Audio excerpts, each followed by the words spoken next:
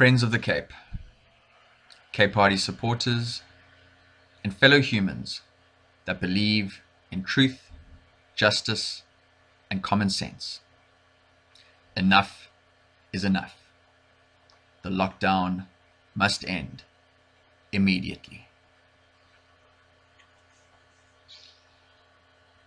Prior to the start of the lockdown on March the 27th, the Cape Party had publicly warned against the dangers of the economic impact, the loss of jobs, the collapsing of businesses, spiraling unemployment and poverty, and therefore the obvious increase in poverty-related deaths such as pneumonia, HIV, tuberculosis, malnutrition, diarrhea, and starvation, amongst many, many others. The economy equals life. No job, no money, no food. 2 months later, that basic equation is now well understood, at least amongst people who work, not the government. Let's run through a few quick facts. Every year in South Africa, approximately 450,000 people die. That is more than 1,200 people who die every single day. As of the 19th of May, the latest figures from Home Affairs reports, after 2 months of lockdown, 50,356 people had died. Of those 50,356 people, 286 had died of COVID-19.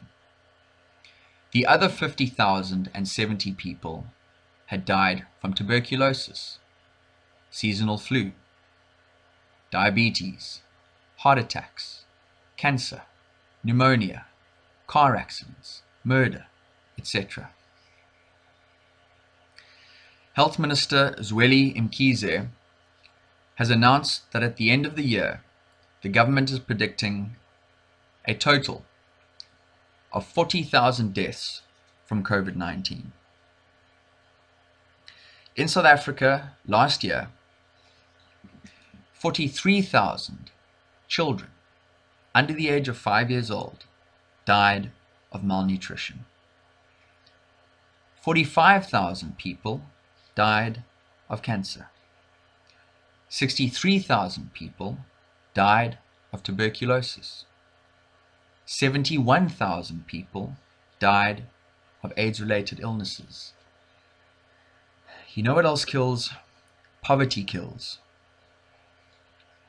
The National Treasury is predicting that as a result of this lockdown, 7 million people will lose their jobs. They're predicting unemployment of over 50%. Over 50%. According to one estimate, we are losing 13 billion rand every single day. That works out to 500 million rand every hour.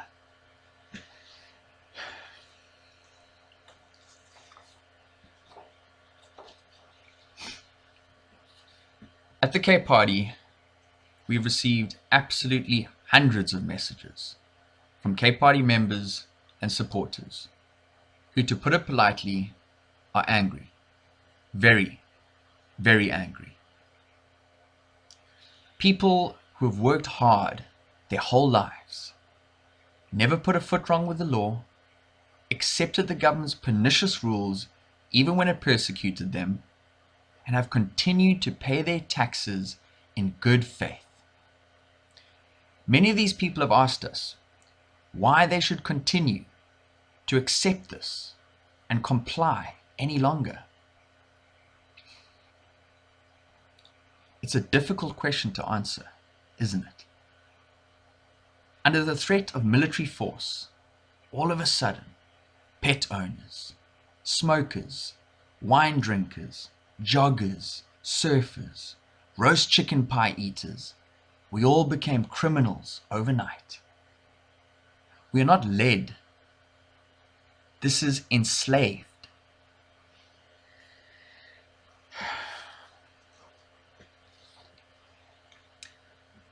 Somewhere along the line, the government seems to have forgotten how this whole democracy thing works.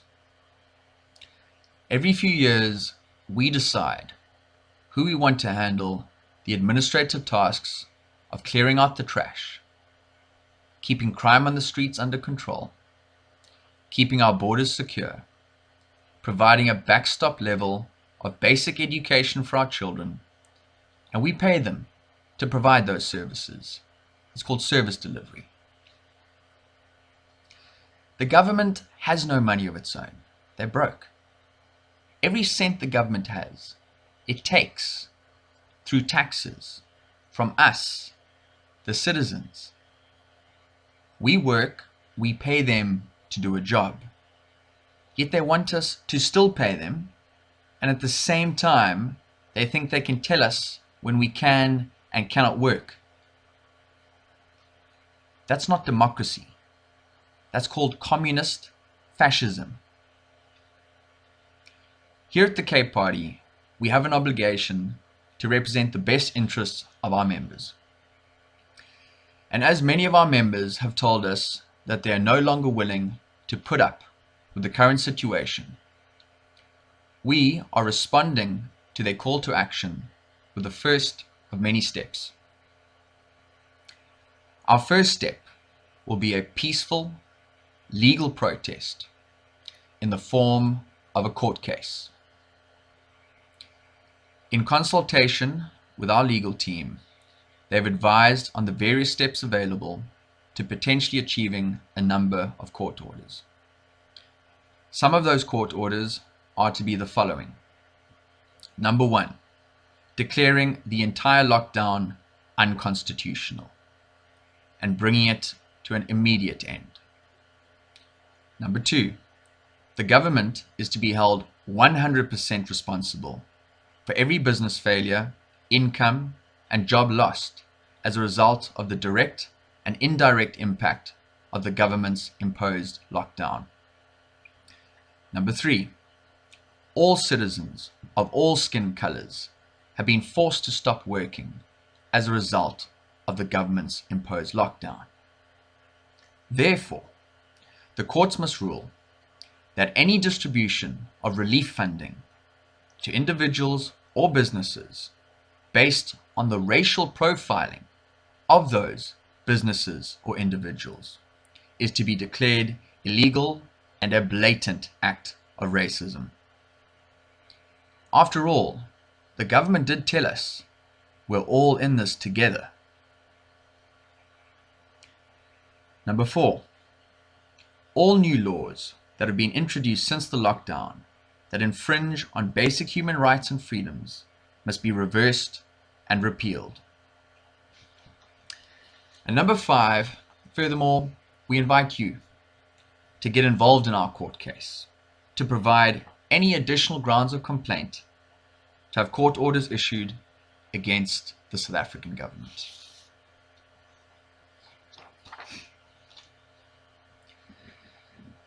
If, however, the lockdown continues, and as was recently suggested by the President of South Africa, that certain areas with higher recorded infection numbers are to be treated more stringently than other parts of the country, then this can only be seen as a direct attack against the Western Cape and amounts to waging an economic war against the one province in the country that has done more testing and also happens to not vote for the ANC government. As we discussed earlier, the economy equals lives. With lives at stake, we can no longer continue to be the weak and abused child, begging for food in an abusive home. It is time for the democratically elected leaders in the Western Cape to start acting in a manner that is befitting of the responsibility that Western Cape citizens and voters have privileged them with.